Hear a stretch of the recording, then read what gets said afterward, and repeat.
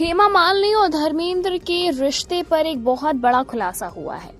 जी हाँ, दरअसल बताते चले कि बहुत समय से ये कहा जा रहा है कि शायद इस वजह से हेमा मालिनी और धर्मेंद्र की शादी हुई, क्योंकि उस टाइम पे हेमा मालिनी प्रेग्नेंट हो गई थी और ईशा देओल उनके पेट में थी। जी हाँ, दरअसल हेमा ने 1980 में बॉलीवुड के ही मैन के नाम से मशहूर धर्मेंद्र से शादी की। ये एक प्राइवेट सेरेमनी थी और साथ ही साथ तमिल रीति रिवाज से शादी हुई। उस समय धर्मेंद्र की उम्र 45 साल थी और वो पहले से शादीशुदा थे। एक्टर ने अपनी पहली पत्नी प्रकाश कौर को तलाक दिए बिना हेमा से शादी की। इस शादी में कई सारे शर्तें भी रखी गई। साथ ही साथ धर्मेंद्र के परिवार में किसी को भी ये रिश्ता पसंद नहीं था।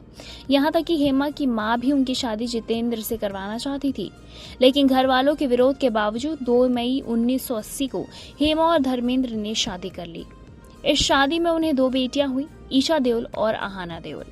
बताते चले इसी के साथ हेमा मालिनी और धर्मेंद्र की शादी को 44 ईयर्स हो चुके हैं। इतने समय के बावजूद एक्ट्रेस कभी भी अपने ससुराल नहीं गई। धर्मेंद्र अपनी पहली पत्नी के साथ रहते हैं, जबकि हेमा एक दूसरे घर में रहती हैं। एक इंटरव्यू में एक्ट्रेस ने खुलासा किया था कि वो पति के घर क्यों नहीं जाती। साथ ही साथ उन्होंने कहा था कि उन्हें कभी भी अपनी सौतन यानी कि प्रकाश कौर से और उनके बच्चों से कभी कोई दिक्कत नहीं है।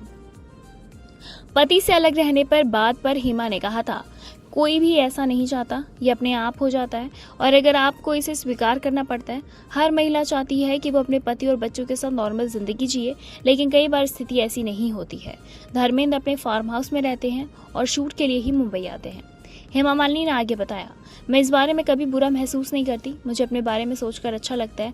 मैंने अपने दोनों बच्चों को अच्छी तरह से पाला और जब वो बड़े हो गए हैं, बेशक धर्मेंद्र हर समय उसके लिए मौजूद हैं। शादी के इतने साल होने के बावजूद हेमा मालिनी और प्रकाश कौर कभी भी साथ नजर नहीं आए। प्रकाश कौर से शादी के से धर्मेंद्र के 4 बच्चे हैं, जिनके नाम है सनी देओल, बॉबी देओल, विजेता देओल और अजीता देओल। फिलहाल इस पर आपकी क्या कुछ राय है, कमेंट के जरिए हमें जरूर बताएं।